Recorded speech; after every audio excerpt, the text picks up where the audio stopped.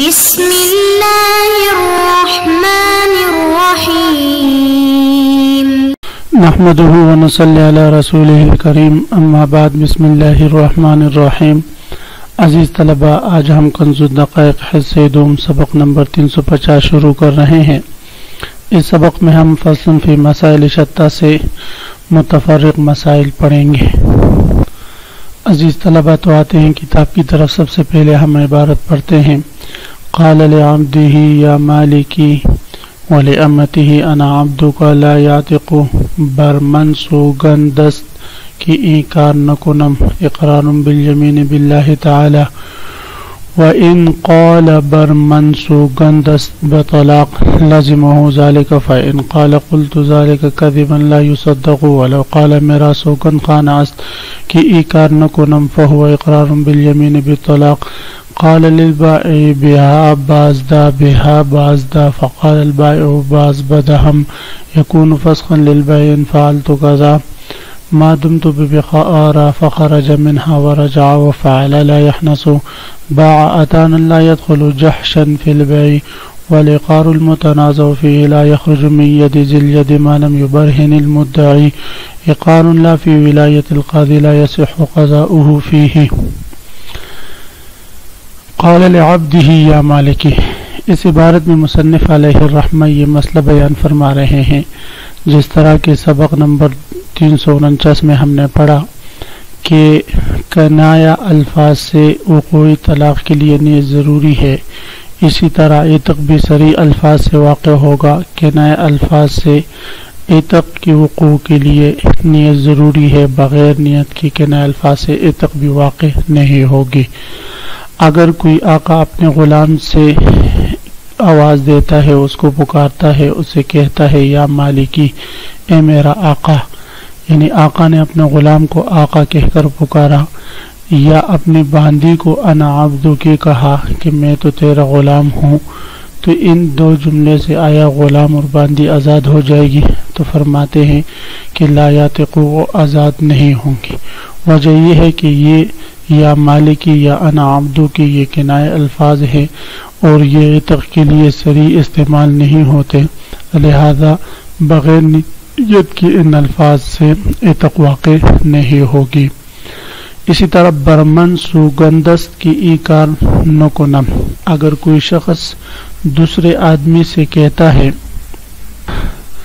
کہ مجھے قسم ہے اگر میں یہ کام نہ کروں، برمن سوگندست کی اینکار نکنم، مجھے قسم ہے کہ اگر میں یہ کام نہ کروں، تو اس کا یہ کہنا برمن سوگندست کی اینکار نکنم اقرار بالیمین باللہ تعالی،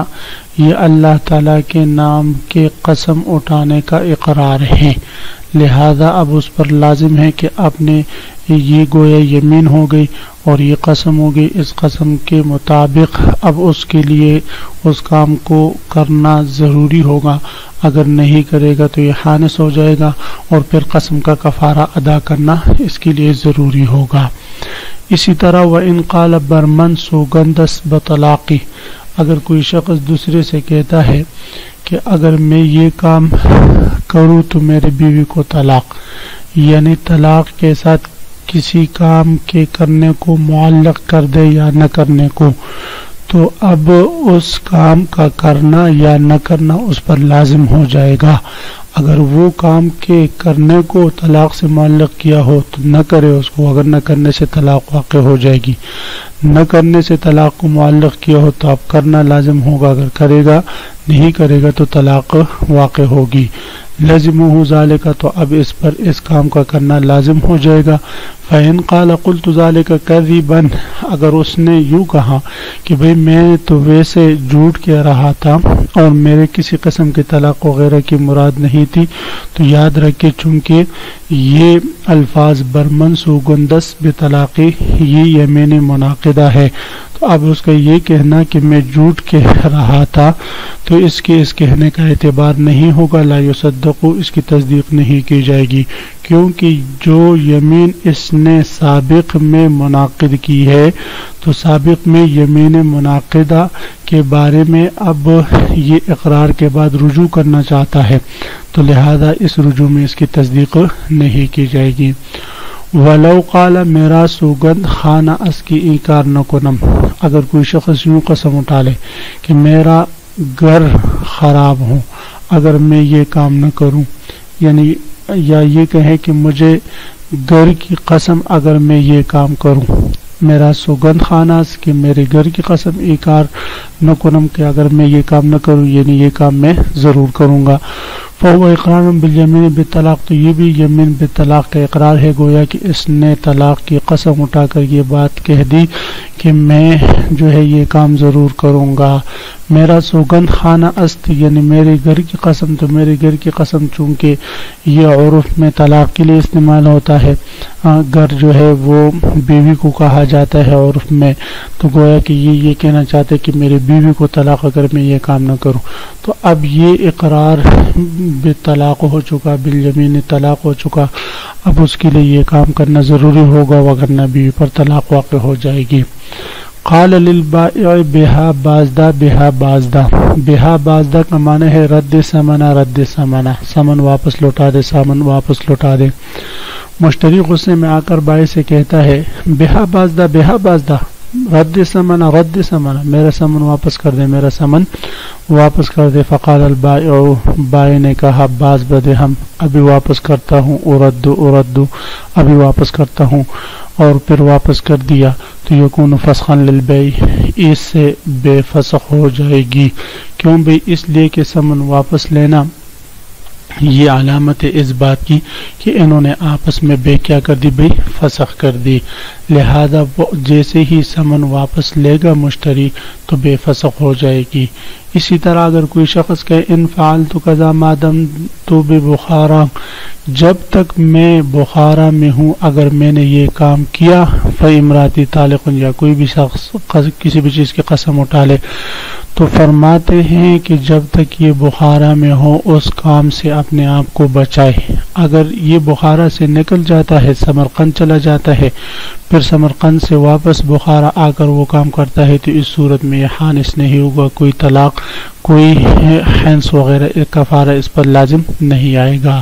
تو یہ فرماتے ان فعلت کذا، اگر میں نے یہ کام کیا، ما دمت ببخارا، جب تک کہ میں بخارا میں ہوں، کیونکہ اس نے اپنے قسم بخارا کے ساتھ جو ہے معلق کر دیا تھا،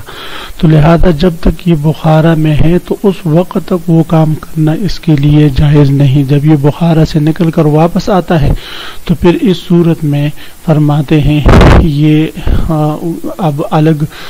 مکان تبدیل ہو گیا، مادم تو نہیں رہا، تو اب اس کام کرنے سے کوئی حنس وغیرہ کفارہ اس پر لازم نہیں ہوگا۔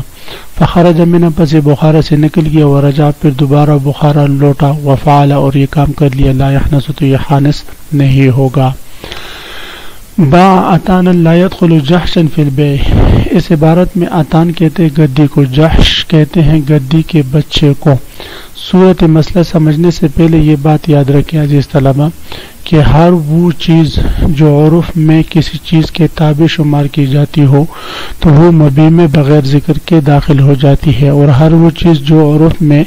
کسی چیز کے تابع شمار نہ کی جاتی ہو تو وہ بغیر ذکر کے مبیع میں داخل نہیں ہوگی۔ تو اب اگر کسی شخص نے اپنے گدی بیچ دی، گدی کے ساتھ جو ہے اس کا بچہ بھی ہو تو وہ بچہ بے میں داخل نہیں ہوگا۔ کیوں بے گدی کا جو بچہ ہے، جہ جو ہے وہ مستقل بذاتی ہی ہے، وہ الگ ایک معقود علیہ ہے، وہ اپنی ماں کے تابع شمار نہیں کی جاتی مبیع میں، تو اس لیے فرماتے ہیں اس پر عقد واقع نہیں ہوا تو وہ مبیع میں داخل بھی نہیں ہوگی۔ بات اگر کسی نے اپنی گدی بیچی، لا يدخل جحشا، تو گدی کا بچہ داخل نہ ہوگا فی البیع، بیع میں۔ والإقرار المتنازع فيه لا يخرج من يد ذي اليد ما لم يبرهن المدعي۔ عزیز طلبہ، اس مسئلے کو سمجھنے سے پہلے یہ بات یاد رکھیں، یہ ایک مسئلہ ہے کہ اگر زید عامر پر دعویٰ کرتا ہے کہ یہ جو عامر کے قبضے میں زمین ہے یہ میری ہے، میں اس کا مدعی ہوں، اور پھر اس پر بینہ بھی پیش کر دے کہ یہ زید کی ہے، تو اب آیا اس کی بینہ پر قاضی فیصلہ سنا کر یہ زمین زید کے نام کر دے گا؟ تو فرماتے ہیں نہیں، جب تک زید اس بات پر بینہ پیش نہیں کرتا کہ یہ زمین عامر کے قبضے ہی میں ہے، پہلے وہ اس بات پر بینہ پیش کرے گا کہ یہ زمین واقعتاً عامر کے قبضے میں ہے، پھر اس کے بعد اپنی ملکیت کا دعویٰ کرے گا، تب قاضی اس کے حق میں فیصلہ کرے گا، وہ زمین اس کے نام پہ کرے گا، اس کے بغیر نہیں۔ اس لیے کہ آج کل تو کوئی بھی جو ہے کسی بھی پلاٹ پر دعویٰ کر کے کسی کو مدعا بنا کر جا کر جو ہے عدالت میں کوئی بھی پلاٹ، کوئی بھی زمین، کوئی بھی گھر اپنا نام کروا سکتا ہے۔ تو جب تک مدعی اس مدعا کا قبضہ اس چیز پر ثابت نہیں کرتا، اس وقت تک قاضی مدعی کی گواہوں پر مدعی کے حق میں فیصلہ بھی نہیں کرے گا۔ تو یہی مسئلہ بیان فرما رہے والعقار المتنازع فیہ، ہر وہ زمین جس میں جھگڑا ہو، جو متنازع فی زمین ہو، لا یخرج من ید ذی الید، وہ ذلیت کے قبضے سے نہیں نکلے گی، ما لم یبرہن المدعی، جب تک کہ مدعی بینہ پیش نہ کرے۔ کس بات پر؟ اس بات پر کہ یہ اس مدعے کے قبضے میں ہی ہے۔ عقار لا فی ولایت القاضی لا یصح قضاؤہ فیہ، اس عبارت میں مصنف علیہ الرحمہ یہ مسئلہ بیان فرما رہے ہیں کہ اگر کسی زمین وغیرہ کے بارے میں کوئی مقدمہ قاضی کی عدالت میں داخل ہوا، کوئی کیس داخل ہوا، اور وہ زمین ایسی ہو کہ جو قاضی کی ولایت ہی میں نہیں ہے، قاضی کی ولایت سے باہر ہے، تو قاضی اس زمین کا کسی مدعی کے حق میں ملکیت کا فیصلہ بھی نہ دے جب تک کہ وہ اپنی ولایت میں نہیں کرتا۔ یعنی جب تک اس کی ولایت میں نہیں آتا تو اس وقت تک جو ہے وہ اس کے مدعی کے حق میں فیصلہ بھی نہیں کر سکتا۔ تو یہی مسئلہ صاحب کنز نے بیان فرمایا کہ قارن لا فی ولایت القاضی، ایسی زمین جو قاضی کی ولایت میں نہ ہو، لا یصح قضاؤہ فیہ، تو قاضی کا ایسی زمین کے حق میں فیصلہ سنانا یہ درست نہیں۔ لیکن حاشیہ میں فتح القدیر کے حوالے سے یہ بات لکھی ہے کہ صاحب کنز اور نے یہ جو بات لکھی ہے کہ قاضی کی ولایت میں جو زمین نہ ہو اس کے بارے میں فیصلہ بھی وہ نہیں کر سکتا، یہ صحیح کے خلاف ہے، یہ مفتابی قول نہیں ہے۔ اور صحیح بات یہ ہے کہ ایسی زمین جو قاضی کی ولایت میں نہ ہو تو اس کے حق میں بھی قاضی فیصلہ سنا سکتا ہے، کر سکتا ہے، جس طرح کی منقولی چیز ہے، اور یہی بات زیادہ صحیح ہے۔ اور یہ بات پہلے کتاب القضاء میں بھی گزر چکی ہے کہ ان المصر لیس بشرط فیہ، کہ قضاء کے لیے مصر شرط نہیں ہے کہ مصر میں قاضی کی ولایت ہے اور مصر سے باہر قاضی کی ولایت نہیں ہے۔ تو معلوم ہوا کہ قاضی کا فیصلہ مصر میں آنے والے مسائل سے متعلق بھی درست اور مصر سے باہر آنے والے مسائل میں بھی